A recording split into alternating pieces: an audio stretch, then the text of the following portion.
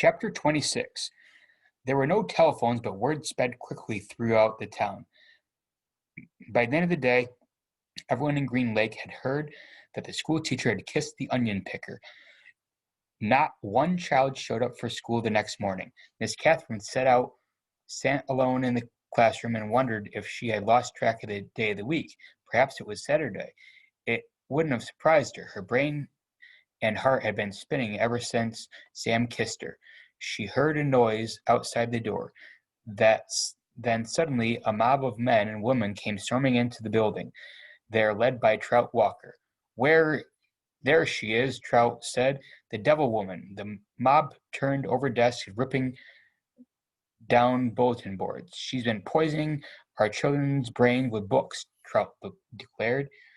They began piling all the books in the center of the room.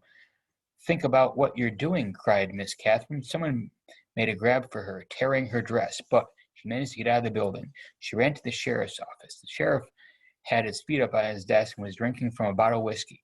Morning, Miss Catherine, he said. They're destroying the schoolhouse, she said, grasping for breath. They'll burn it to the ground if someone doesn't help. Just you calm your pretty self down a second, the sheriff said in a slow drawl, and tell me what you're talking about. He got up from his desk and walked over to her. Trout Walker has. Now, don't you go saying nothing bad about Charles Walker, said the sheriff. We don't have much time, urged Catherine. We got to stop them. You're sure pretty, sheriff said the sheriff. Miss Catherine stared at him in horror. Kiss me, said the sheriff. She slapped him across the face. He laughed. You'll kiss the onion picker. Why won't you kiss me? She tried to slap him again, but he caught her hand. She tried to wriggle free. You're drunk, she said. I always get drunk before a hanging. A hanging? Who? It's against the law for a Negro to kiss a white woman. Well, then you'll have to hang me too, said Catherine, because I kissed him back. It ain't against the law for you to kiss him, the sheriff explained. Just for him to kiss you.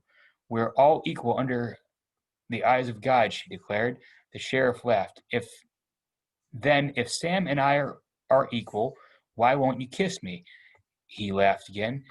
I'll make you a deal. One sweet kiss and I won't hang your boyfriend. I'll just run him out of town. Miss Catherine jerked her hand free, and she hurried to the door. She heard Sheriff say, the law will punish Sam, and God will punish you.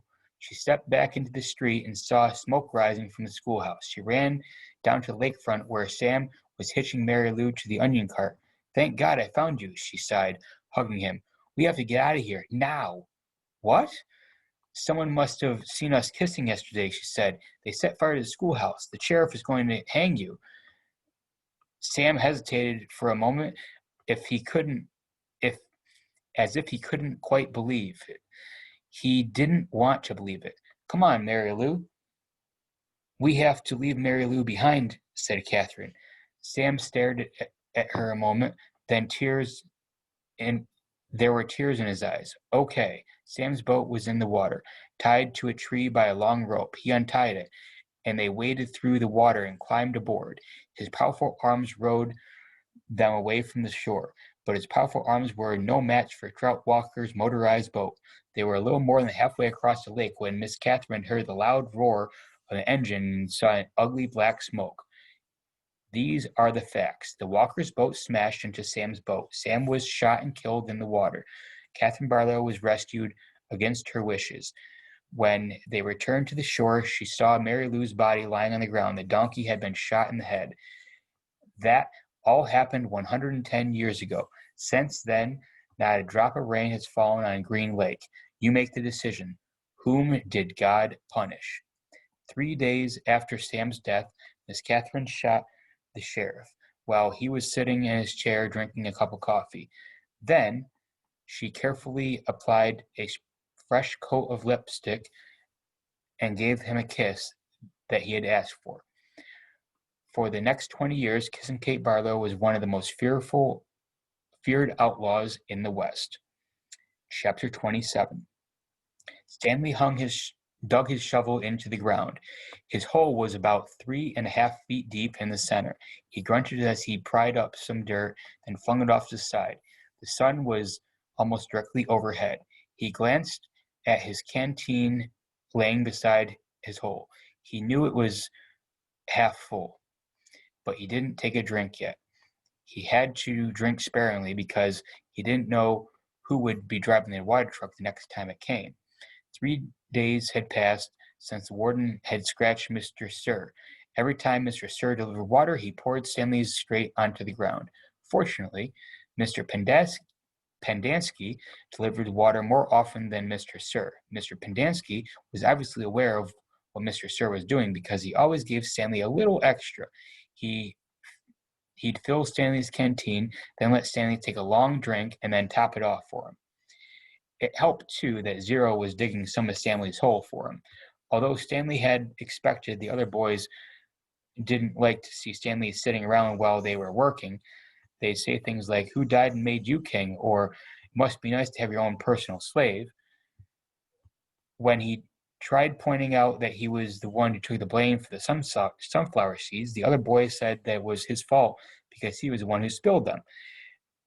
"I risked my life for those seeds," Magnet had said, "and all I got was a lousy handful." Stanley had also tried to explain that he needed to save energy so he could teach Zero how to read, but other boys just mocked him. "Same old story, ain't it, Armpits?" X-Ray had said. "The white boy sits around while the black boy does all the work. Ain't that right, Caveman?" "No, that's not right," Stanley replied. "No, it ain't," X-Ray agreed. "If it ain't right at all." Stanley dug out another shovelful of dirt. He knew X-Ray wouldn't be talking like that if he was the one teaching Zero to read. Then X-Ray would be talking about how important it was to get his rest, right? So he could be the best teacher, right?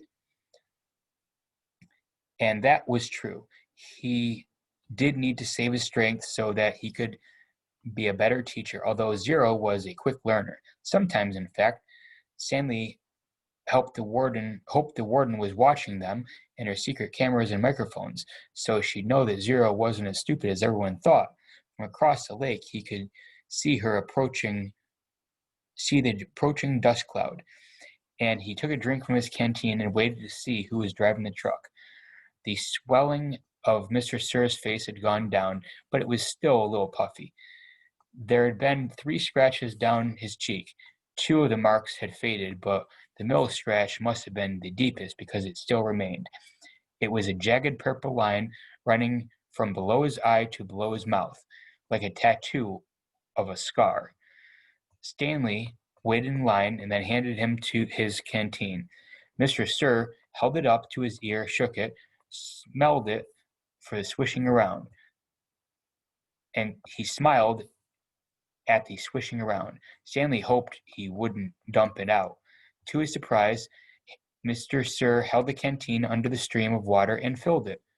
"Wait here," he said, still holding Stanley's canteen. Mr. Sir walked past him, then went around to the side of the truck and the cab where he couldn't be seen. "What's he doing in there?" asked Zero.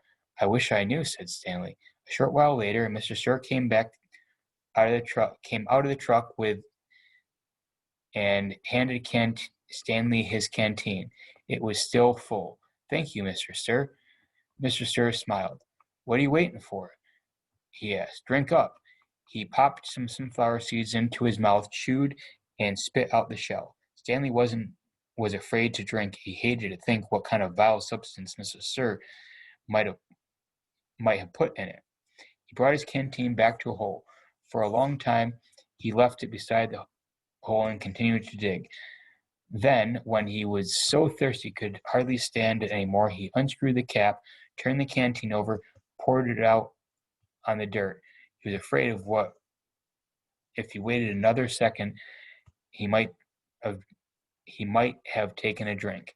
After Stanley taught Zero the final 6 letters of the alphabet, he taught him to write his name, capital Z-E-R-O. Zero wrote the letters as Stanley said them. "Zero," he said. looking at the piece of paper. He smiled. His smile was too big for his face. Stanley watched him write it over and over again, 00000. In a way, it made him sad. He couldn't help but think 100 times 0 was still nothing. You know, that's not my real name, Zero said as they headed to the rec room for dinner. Well, yeah, Stanley said. I guess I knew that. He had never really been sure. Everyone always just called me Zero, even before I came here. Oh, okay. My real name is Hector. Hector, Stanley repeated. Hector Zeroni.